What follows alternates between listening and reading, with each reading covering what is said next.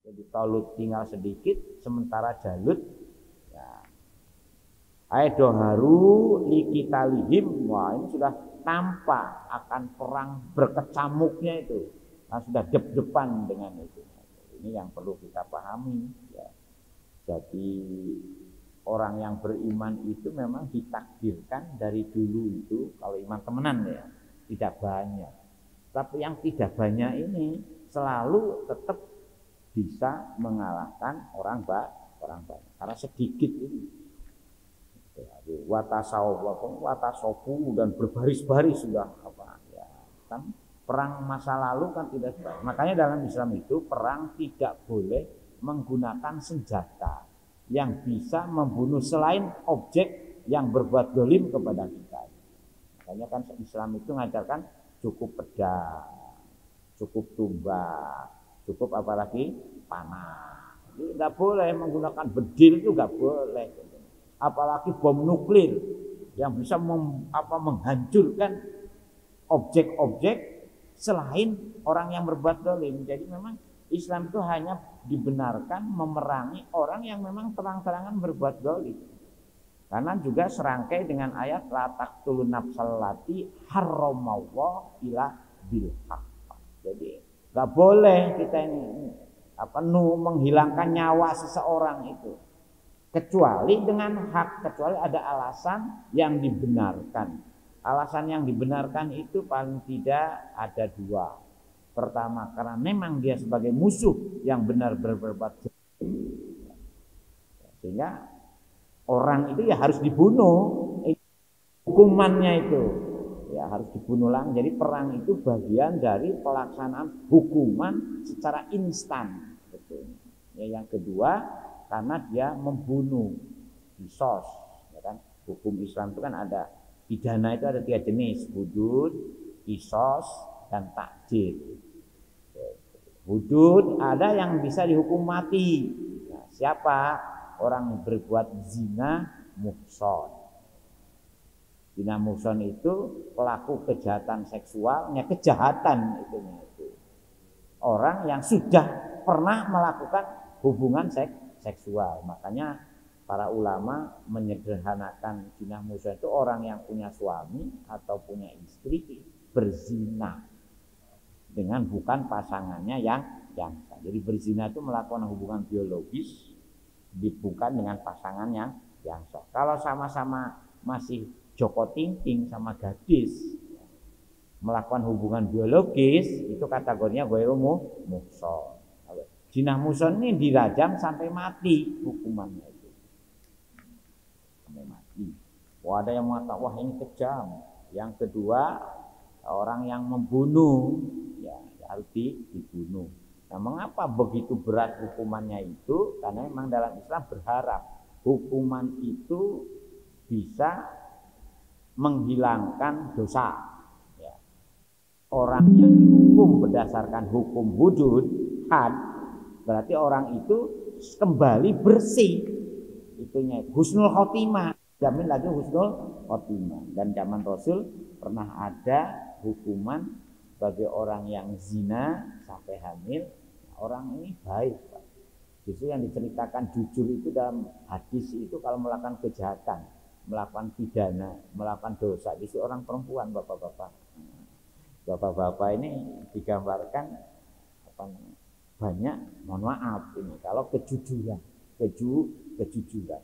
Ada yang mengatakan hadis itu udibatin yang tentang wanita komedia hamil. Setelah hamil lapor ke Nabi, wahai Kanjeng Nabi, kula niki mantun berbuat zina. Monggo kula hukum rajam. Rasul kaget lho, kok ono ya wong sing jujur kados ngoten niki. Ya udah nanti hukuman akan kami tegakkan setelah kamu melahirkan. Karena anakmu tidak melu dosa. Setelah melahirkan datang lagi ke Rasul, wahai Nabi, kula sampun melahirkan. Monggo saniki kula kapan badhe dihukum? Zaman dulu, Pak. Setelah nanti hukum ini akan dilaksanakan setelah anakmu bisa disapeh. Makanya indah persapehan. Kalau pada putra kan ada sapeh ini. Setelah disapeh baru lapor lagi Rasul, kula anak kula pun saged dipisah. Baru hukuman itu ditegakkan. Si wanita Gomediah ini dihukum ngantos pejah. Mati pejah niku nggih. Wafat. Setelah setelah meninggal dunia, Rasul memerintahkan tolong dipelihara mayatnya itu sampai dimandikan, dikafani, disolati secara Islam. Umar usul, loh kok bisa Rasul? Orang ini kan habis berbuat zina, kok jenengan hukumi seperti orang yang betul-betul orang yang baik. Apa kata Rasulullah? Tobatnya wanita ini yang berbuat zina lapor ke Nabi, dia betul-betul menyesali perbuatannya sampai minta dihukum. Kata Nabi, ini wanita istimewa, tobatnya ini lebih istimewa, mohon maaf, dari 70 sahabat yang tidak. Akhirnya Rasul sendiri nyolati ini si wanita Gomediah. Jadi dalam Islam itu hukuman itu memang fungsi utamanya adalah membuat orang itu suci kembali, dosanya diampuni. Jadi jangan ini, oleh karena itu bapak-bapak dan ibu-ibu kalau berbuat dosa ya monggo cepet-cepet nyuwun ampun nang Gusti Allah. Baik dosa hablum minallah maupun hablum minanas. Cuman hablum minanas ini segera nyuwun maaf dulu kepada orang yang sudah kita aniaya. Nah kalau panjenengan boten purun nyuwun maaf, maka dosa itu membebani ya, karena ruhul mukmin mu'alaqatun bid tuh. Nah yang kedua hukuman itu lil jadri, untuk membuat orang itu kapok karena begitu nyolong potong tangan, zina rajam sampai mati atau dirajam dan diusir. Jadi berat itu. Kemudian nuduh orang berbuat zina dirajam juga. Minum khamr dirajam juga. Ya, tujuannya untuk lil jadri, membuat kapok dia itu wadah. Bahkan itu, kalau nyolong lagi itu sampai entek itu nanti tangan kiri, tangan kanan, kaki kiri. Kemudian yang ketiga litakdi, untuk mendidik. Jadi hukuman itu diupayakan untuk mendidik agar yang lain itu betul-betul takut untuk melakukan hukuman. Makanya hukuman kalau dipraktekkan betul, makanya kan zaman Nabi, zaman sahabat itu kan hampir tidak ada. Ya ada sih membuatnya. Ya seperti mutilasi. Orang membunuh dipotong-potong ya ada. Jadi oleh karena itu ada yang berpendapat perang itu sebetulnya bagian dari hukuman instan, hukuman yang tidak perlu ada proses pembuktian, karena terang-terangan. Itu terang-terangan.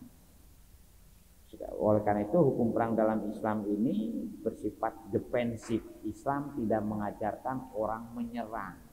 Jadi kita ini kalau betul-betul diserang dan musuh betul-betul sudah membahayakan dan tidak lagi ditolerir untuk tidak memerangi secara terang-terangan dan dia tidak mau masuk Islam, itu hebatnya di dalam Islam. Nah, ketika musuh ini juga begitu, ketika musuh ini sudah depan, tahu-tahu musuh itu mau bersyahadat, maka gak boleh kita ini melukai, itu gak boleh.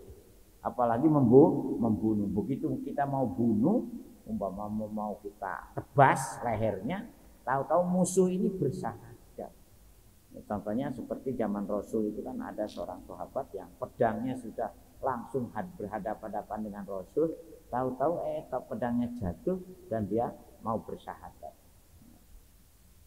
Oleh karena itu supaya kita tidak zalim di dalam berperang, maka ayat selanjutnya qalu kan itu. Ketika Talut dan pasukannya berhadap-hadapan dengan Jalut dan pasukannya, maka pasukan Talut ini, pasukan orang yang beriman ini berdoa dulu, Rabbana afrig alaina sabra wasabit aqdamana wangsurna ma'alal qaumil kafirin. Untuk hati-hati, jadi nggak sembrono, hati berdoa Rabbana Gusti Ima kuwao afrig alaina mugi panjenengan ngesokaken numibakaken ngawehi apa yang diberikan, ya mau permohonan yang kita mohon kepada Gusti Allah ketika kita dihadapan ke dalam mau perang berkecamuk pun sobron, tetap kesabaran, membunuhnya tidak dengan zalim. Makanya muncullah ada istilah orang yang berperang betul jihad fisabilillah, ada yang istilah mati syahid. Bukan mati sangit Pak, mati syahid. Nah, mudah-mudahan kita juga begitu. Karena orang yang menuntut ilmu, kalau niat hidupnya dengan menuntut ilmu kan, man kharaja fi talabil ilmi bahwa fi sabilillah hatta yarji'a. Makanya orang-orang yang sedang menuntut ilmu atau pecah sedang ngisi pengawasan kan ada itu. Bahkan ada teman dosen sudah mulai assalamualaikum warahmatullahi wabarakatuh dengan mahasiswanya. Duduk langsung pek, ada dosen fakultas syariah. Kebetulan beliau juga seorang pengasuh pondok pesantren di Jombang, Gus Mudib Muhammad Dahlan Bisri. Ada terjadi seperti itu. Ada lagi yang ceramah langsung geletak. Makanya kalau dalam posisi kita, makanya kita niati ke masjid ini bukan hanya niat sholat jamaah, tapi monggo kita niati juga nuntut, sami-sami nuntut ilmu. Jangka kita dihitung istimewa, doa makhluk-makhluk di lautan dan makhluk di langit, para malaikat juga mendoakan. Jadi panjenengan itu istimewa datang ke masjid ini. Kalau memang niatannya di samping sholat itu memang niat utamanya nuntut ilmu. Alhamdulillah kan pengajian di kita ini, sehingga kita tahu dengan ilmu itu. Contoh seperti kemarin Yai Salam, walaupun sunnah, mengangkat tangan itu sunnah, kemudian meletakkan tangan ketika ruku di mana itu kan, itu kita ada SOP-nya kan yang diajarkan oleh Rasulullah. Ada SOP. Koyo opo ngangkat tangan, gimana meletakkan tangan. Padahal meletakkan tangan itu hukumnya sunnah. Jadi kalau panjenengan nggak meletakkan tangan tidak ada hadisnya. Jadi nuntut ilmu ini juga kategorinya sabilullah.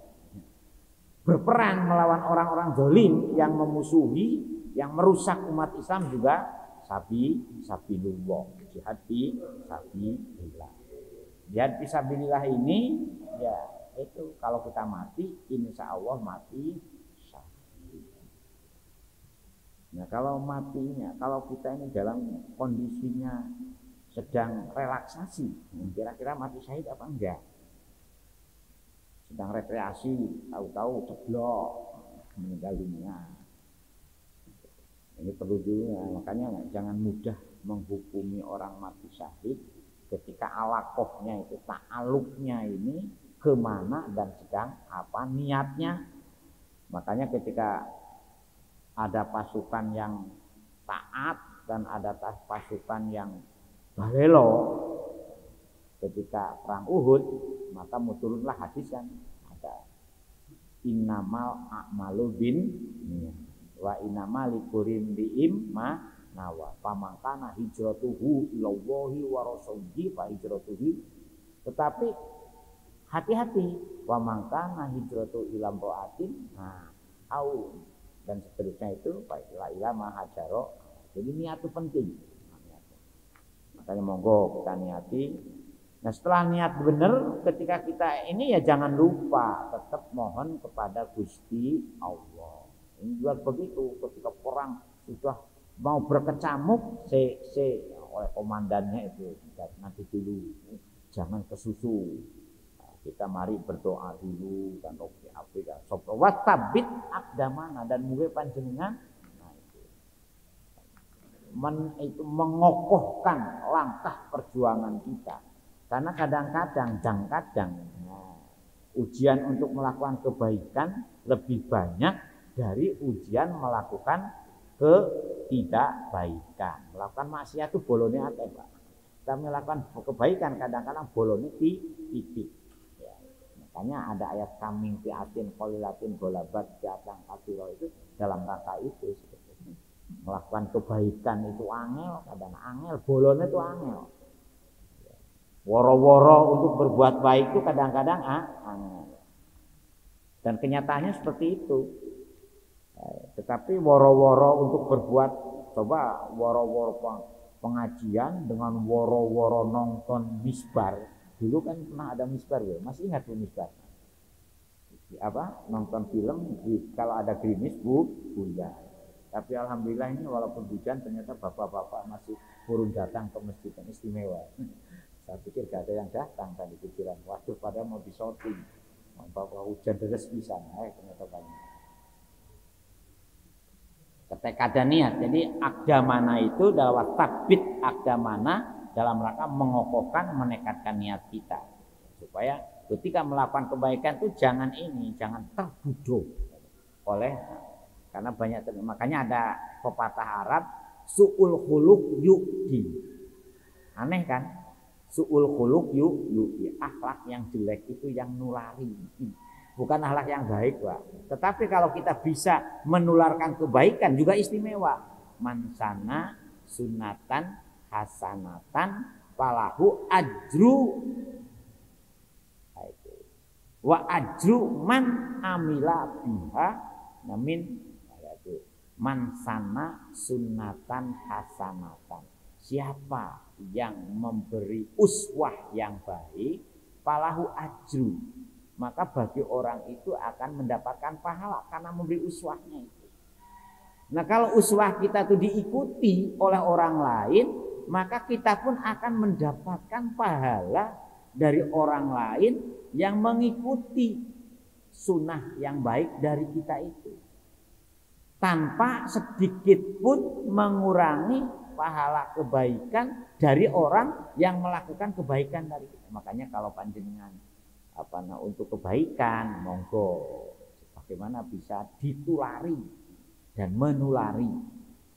Jadi apalagi kalau umpamanya, kalau pertama kali belum ada yang lain kita merintis kebaikan, rintisan kebaikan yang gagal yang pernah ada di Kebon Sari ini, satu, kita merintis dulu poli, karena 2016 izinnya habis, kemudian nilai ekonomisnya ini ternyata defisit. Nah, akhirnya poli ini kita tutup, tidak diteruskan. Yang kedua apotek, jadi kan maunya kita ini apotek masjid itu ada layanan jamaah. Jadi dulu sebelum ada kartu Indonesia Sehat, kita ini sudah mempunyai kartu jamaah sehat. Kartu jamaah sehat. Ingat saya dulu bayar itu 500 rupiah, ingat saya. Iya, masih ingat nggak? Dan setiap yang punya jamaah itu, saya mikir lagi nih, gimana kalau kita hidupkan lagi kartu jamaah sehat. Tapi sekarang panjenengan kan sudah punya BPJS, sudah punya Askes, sudah punya KIS, kartu Indonesia Sehat. Dulu kecuali dulu itu tindakan operasi, ingat saya tidak bisa. Apotek juga begitu, harga untuk jamaah yang punya KIS dengan harga umum itu ada beda. Ingat saya dulu seperti itu perlakuan kita.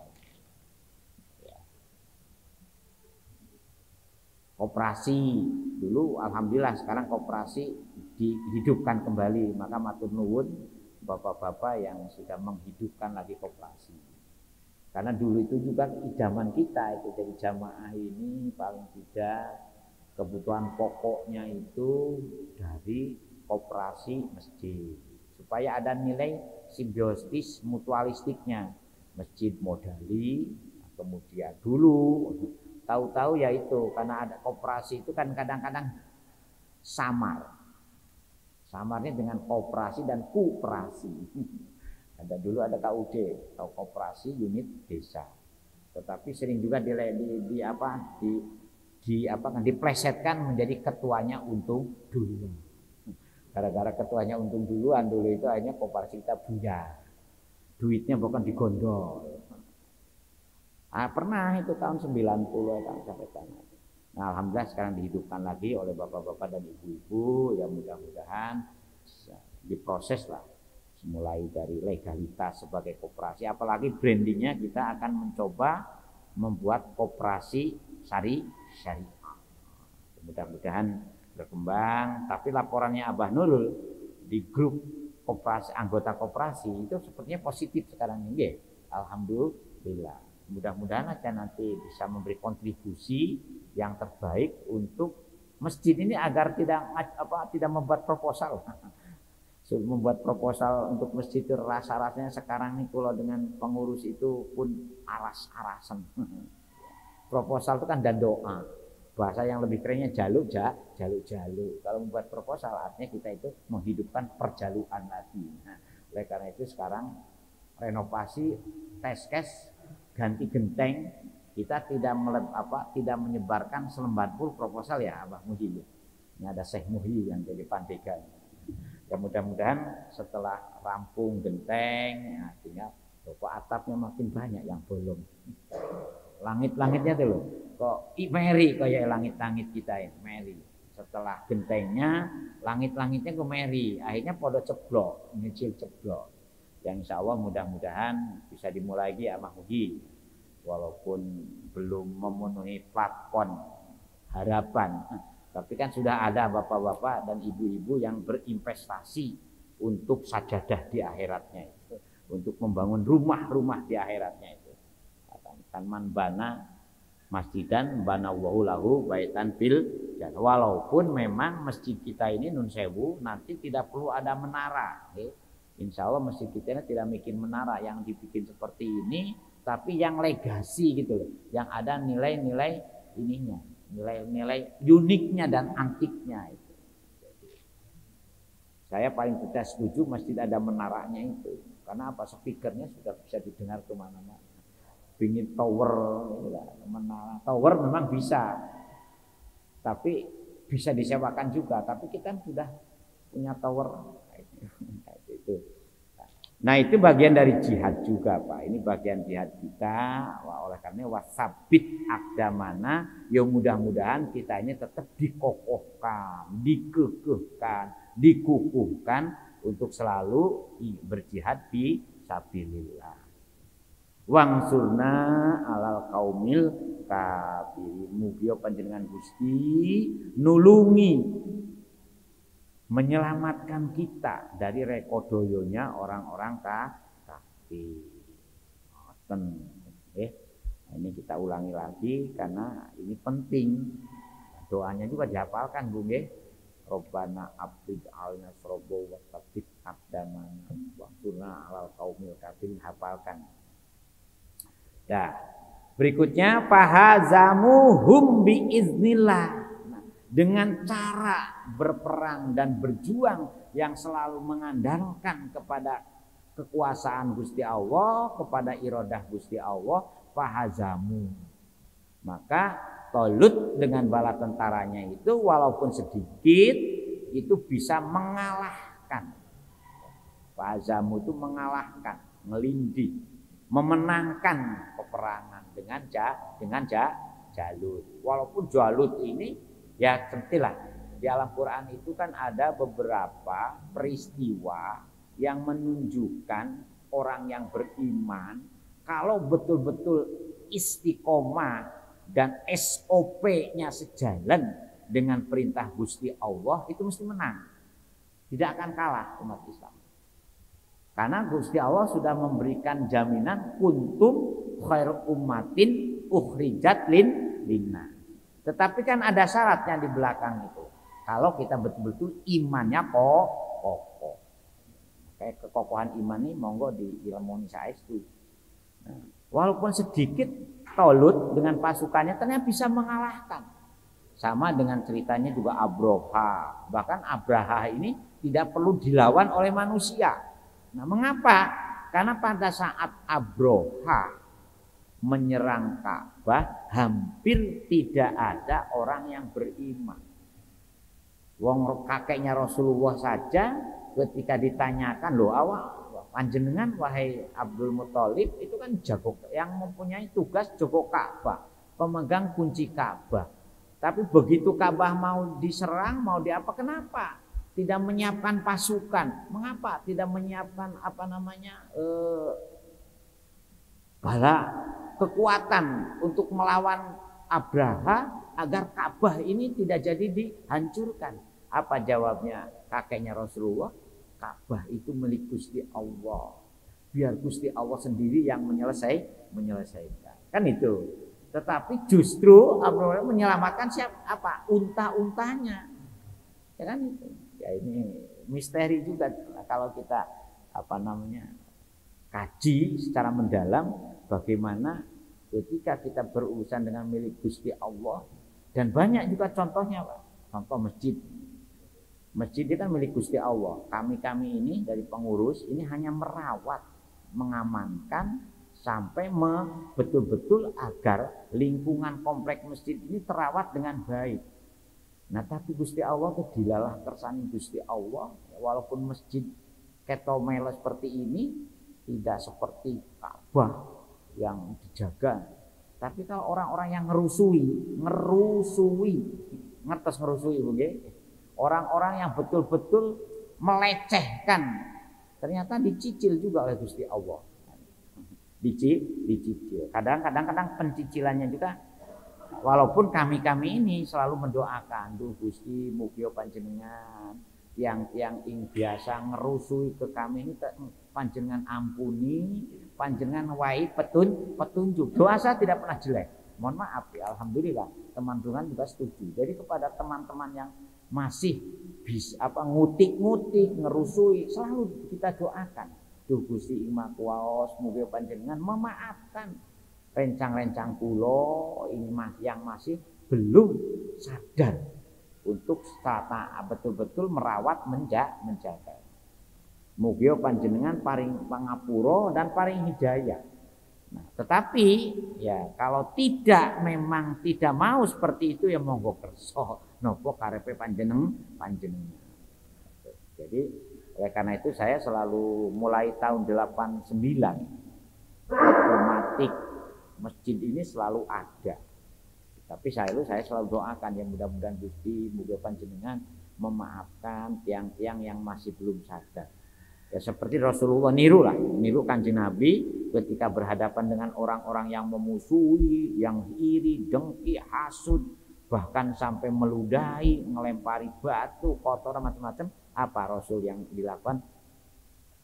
Ayo, napa doane? Allahumma di qaumi fa innahum la ya'lamun. Allahumma di Gusti Makuwaos mugi panjenengan ngawehi petunjuk, maringi hidayah. Dumateng sinten? Qaumi, kepada kaum-kaum kula.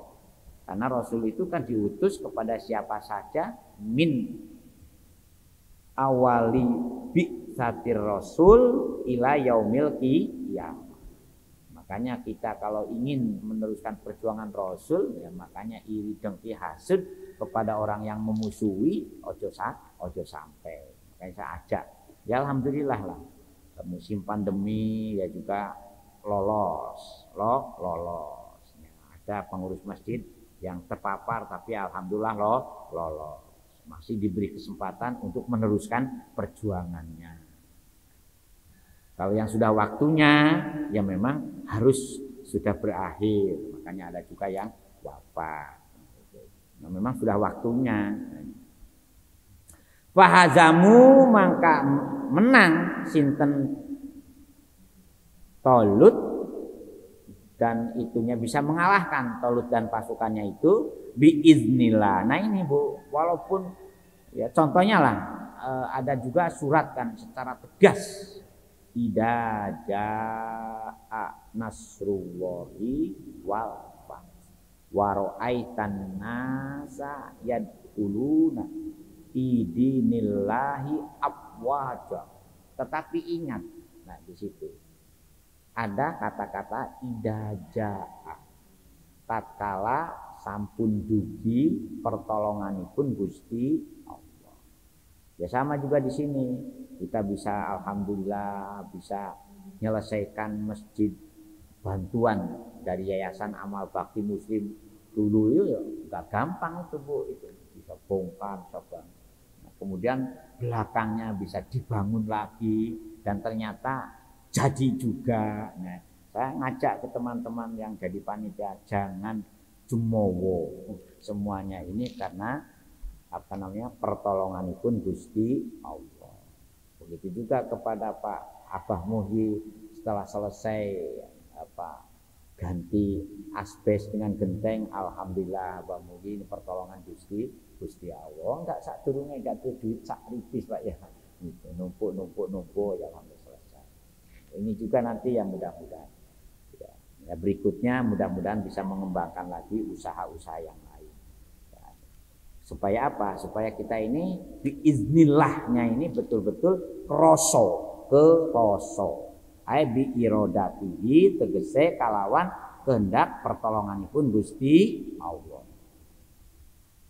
Adalah gini, waqotalalan mateni sinten Dawudu. Nah, Dawud ini belum jadi nabi Bu ini.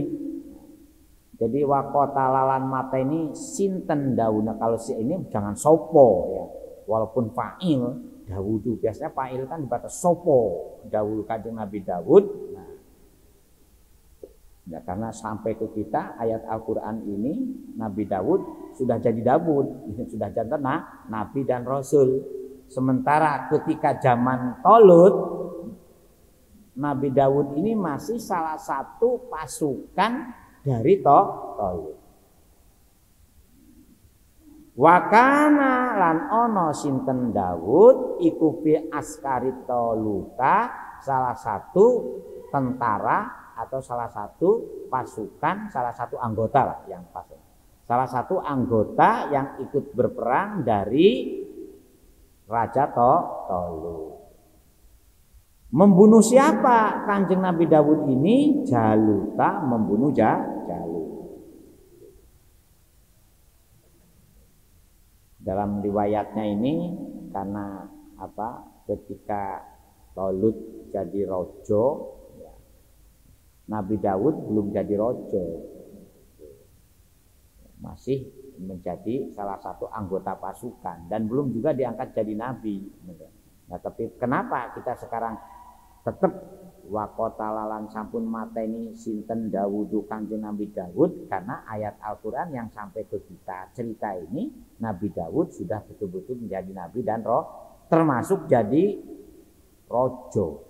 Nah, inilah yang menginspirasi orang-orang Yahudi yang ingin mengembalikan lagi the king of Dawud, karena merasa setelah Dawud, Kanjeng Nabi Dawud meneruskan singgasananya Tolut, nah, karena Dawud ini diakui sebagai salah satu pemuda dari golongan Bani Israil. Makanya kalau panjenengan lihat benderanya Yahudi, itu kan benderanya Nabi Dawud ceritanya kan.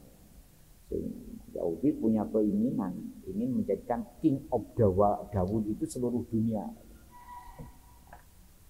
Membunuh Jaluta ing Jalut wa atahu lan maringi sinten Gusti Allah ingkang Nabi Dawud. Nah, wa atahu wahu. Nah, wa ata lan wis maringi ata itu fil madi. Hu ingkang Nabi Dawud sinten Allahu Gusti Allah al mulka ing dadi rojo. Jadi setelah Tolut meninggal dunia, karena dalam cerita ini dalam suatu kekuasaan tidak boleh ada dua matahari kembar, tidak boleh ada matahari kembar. Makanya para ulama menjelaskannya, jadi Kanjeng Nabi Dawud jadi rojo, diangkat oleh Gusti Allah jadi rojo setelah Tolut tidak jadi rojo. Wa atahu lan marini sinten Allah Gusti Allah al mulka ing dadi raja. Jadi rajanya sinten? Di Bani Israil jadi raja lagi untuk Bani Israel.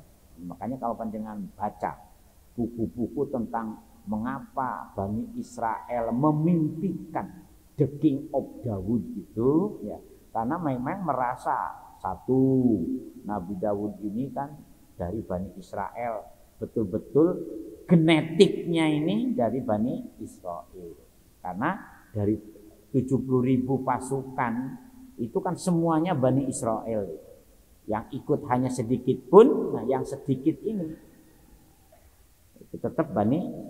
Nah diparingi nopo di samping kekuasaan juga wal hikmata ay anubuwata ba'da mauti Syamwil ya, karena setelah Nabi Musa, nabi yang diangkat namanya Samwil, rojo neto Tolut. Nah, Tolut itu jadi rojo berkat doanya Nabi Samwil. Di ayat sebelumnya itu lagi. Wal hikmata lan maringi sinten Gusti Allah ing Nabi Daud ya. Hikmah. Hikmah di sini artinya nabi. Jadi di samping diangkat jadi raja, juga diangkat jadi nabi dan rasul. Ba'da mauti Samwila, sawuse meninggal dunianya Nabi Samwil, wa Toluta lan meninggalnya Raja Tolut. Karena apa? Yaitu walam yad, karena nggak boleh yajtami'a li ahadin qabla. Jadi dalam satu kekuasaan itu tidak boleh ada dua raja. Yaitu, makanya jadi rajanya Kanjeng Nabi Daud ini setelah Tolut meninggal dulu dunia. Jadi nabi juga setelah Nabi Samwil meninggal dunia. Hanya ada dua mungkin dalam cerita kita, yang satu zaman kerasulan ada dua rasul. Nggih. Sinten Pak? Sinten zaman sinten mawon? Satu zaman Nabi Musa.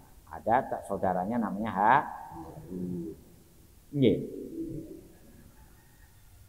Tetapi ada juga sepanjang kerasulan dan kenabian ada dianggap salah satu nabi yang legendaris dan masih hidup sampai sekarang.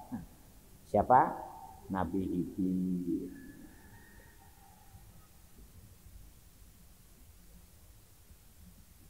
Jadi gak boleh. Wa 'allamahu mimma yasha. Wa 'allamahu lan wangi sapa Gusti Allahu ing Nabi Daud mimma saking perkara napa mawon yasha kang dikendaki Gusti Allah. Jadi sama ketika Tolut sebelum jadi raja dilecehkan, apa kok Tolut itu dadi raja? Wong Tolut itu wong kere kan itu. Di samping wong kere juga bukan dari golongan min sibtil mamlakati wa nubuwah, bukan dari gen rojo dan gen nabi. Tetapi Gusti Allah memberi apa? Kekuatan ilmu dan fisiknya. Jismi wal ayat sebelumnya kan. Begitu juga Nabi Daud setelah diangkat oleh Gusti Allah jadi nabi ya, diulangi. Jadi memang Gusti Allah itu ngangkat Nabi dulu, baru diberi bekal. Kan seperti Kanjeng Nabi itu. Setelah diangkat Nabi dan Rasul, baru dibekal namanya risalah. Risalahnya isinya itu dalam bentuk Al-Quran dan sunnah. Jadi sunnah hadis itu yang original, hadis itu kan ada seleksinya. Jadi yang betul-betul sahih atau mutawatir, atau paling itu juga hasan ya, maka hadis ini juga bagian dari risalah Allah Subhanahu wa taala yang disampaikan kepada Kanjeng Nabi Muhammad untuk umatnya. Makanya hadis ini ya perlu sedikit banyak ngerti, dan insya Allah nanti kalau Arba'in Nawawi, Al-Azkar Khatam ya itu kan Al-Azkar juga isinya cuplikan-cuplikan hadis. Arba'in Nawawi juga cuplikan-cuplikan hadis ya. Mungkin nanti kita ngaji lah apa Sahih Muslim, apa Sahih Bukhari, supaya betul-betul kita juga sama seperti kita belajar tafsir ini ya, supaya betul-betul kita tidak terpapar, mohon maaf ya katanya terpapar oleh para mubalik yang mengajarkan bahkan bukan mengajarkan, kalau bahasa saya memprovokasi umat yang kadang-kadang menyimpangkan mana hadis, menyimpangkan mana Al-Quran. Contohnya jihad. Bagi orang-orang yang kelompok radikal sekarang ada ya yang dikenal dengan genetiknya golongan Khawarij. Pada zaman Rasul, zaman sahabat, ada namanya kelompok Khawarij. Sekarang menjadi kelompok ekstrim. Itu memanai jihad itu harus betul-betul ngangkat senjata, perang. Makanya ada bom bunuh diri. Bom bunuh diri itu dosanya itu bertumpuk-tumpuk itu orang. Karena apa? Karena Islam tidak membenarkan cara malah membunuh musuh dengan bom. Dengan bom saja itu sudah salah. Menggunakan pembunuhan dengan bom itu sudah dihukumi dosa. Karena kita tidak membenarkan bom untuk membunuh orang. Sampai membunuh orang yang tidak berdosa segalanya itu. Nah, untuk dirinya sendiri itu dosa orang yang bunuh diri itu. Jangan dianggap pejuang. Untuk dirinya sendiri dosa. Karena kategori dia orang bunuh diri. Bunuh diri itu sama dengan ini itu dihukumi kalau dia dosa. Itu yang perlu kita perhatikan. Masih banyak itu. Bahkan sekarang ini dengan medsos ngerakit bom pun itu bisa dipelajari dengan dunia maya ini.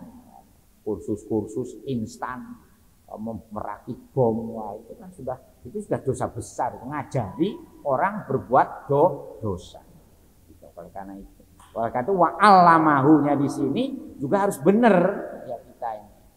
Para nabi diajari Gusti Allah itu dengan penuh kasih sayang untuk menyayangi makhluk Gusti Allah, bukan untuk merusak, bukan untuk membunuh, apalagi membunuh. Memang untuk menyayangi.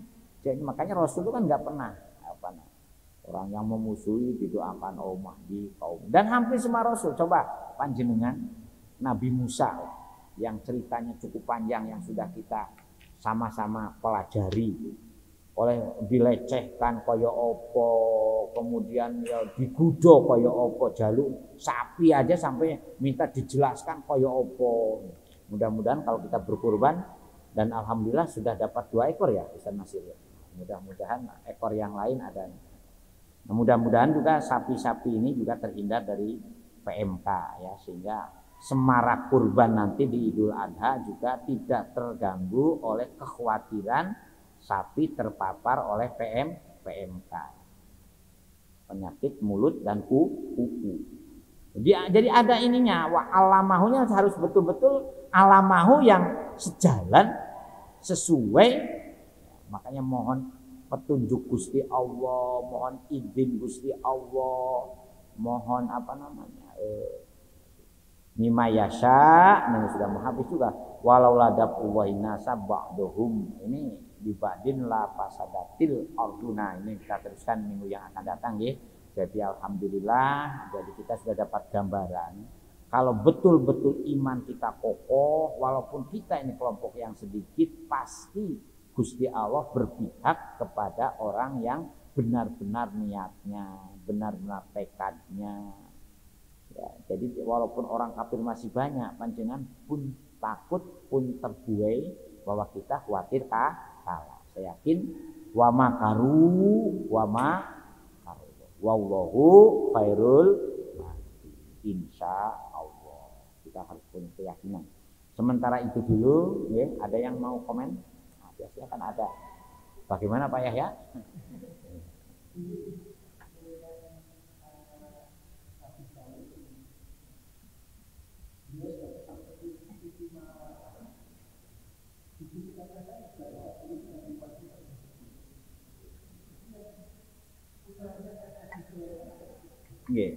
Jadi itu diantara wa'alamahu itu, diantaranya salah satu itu semuanya kehendak Gusti. Ada itu baju kere.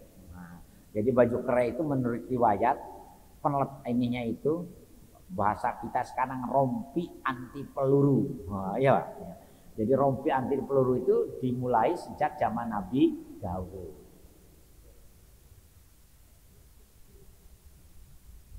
Makanya kan ada surat Al-Hadid. Jadi besi itu kalau menurut teori dalam Al-Qur'an itu, bukan teori ya, ajaran Al-Qur'annya, bahwa besi itu ada namanya besi aji. Besi aji itu ya memang besi yang diturunkan oleh Gusti Allah untuk membuat kekuatan supaya ketika dihadapkan ke dalam. Artinya begini, sekalipun Gusti Allah itu menjamin memenangkan orang yang beriman di dalam berperang sekalipun, tapi kita tidak boleh sembrono. Tetap harus ada tameng, harus ada senjata juga. Jangan hampa tangan. Walaupun kalau lihat film, kalau sudah lakon itu dedel duel, ya kan? Yang ada tinggal fisik dengan fisik. Tetap ya, artinya begitu Pak. Jadi tetap kita harus tidak boleh sembrono. Mau manjat ya harus pakai tangga. Gak boleh manjat kayak cecek mencolot. Oh, aku biasa mencolot, gak boleh. Mau ke sawah ya harus bawa pacul. Wah gampang pakai tangan iso ya gak bisa. Gak boleh begitu. Tetap harus pakai alat. Nah ini simbol bahwa kalau berjuang itu juga harus dengan alat yang relevan, yang sesuai. Kalau berperang ya harus pakai baju juga jangan baju untuk ke manten Bu. Ibu mau berperang, pakaiannya sama untuk ke mendatangi resepsi manten, ya gak bener ya. Dia baju keren, baju anti peluru. Itu Pak itunya tuh. Nah, yang kedua burung juga bisa diajak bicara, yaitu. Dan Nabi Daud dan Nabi Sulaiman ini bisa memanfaatkan burung. Jadi burung itu makanya kita ingon-ingon ayam. Pokoknya kalau suara ayam itu berkokok, katanya dibarengi dengan doanya malaikat. Makanya Al-Fatihah. Auzubillahi minasyaitonir rajim. Ya karena ya kan. Alhamdulillah hamdan na'imin hamdan syakirin hamdan wa'afina ma'alikat majidah ya Rabbana lakal hamd kama yanbaghi jalali wa azimi sultanik wa ma'akum sholatan tunjina biha min jamil ahwal wal afat wa taqbilana biha jami'al hajat jamil khairat fil hayati wa ba'dal mamat. Allahumma ya muqallibal qulub Allahumma innaka ta'lamu sirri wa alani faqbil maqdir waqdi hajatina waqdi hajatina waqdi su'alana fa innaka ta'lamu ma fi nafsi fid dini wad dunya wal akhirati innaka ala kulli syai'in qadir. Amruhu idza arada syai'an ayyaqulahu kun fayakun. Rabbana hab lana min azwajina wa dzurriyyatina qurrata a'yun waj'alna lil muttaqina imama. Rabbana atina fid dunya hasanah wa fil akhirati hasanah wa qina adzabannar. Subhana rabbika rabbil izzati amma yasifun wa salamun alal mursalin walhamdulillahi rabbil. Sekurang dan sengkang ihdinas siratal mustaqim wa muwaffiq ila aqwamit thoriq. Assalamualaikum warahmatullahi wabarakatuh.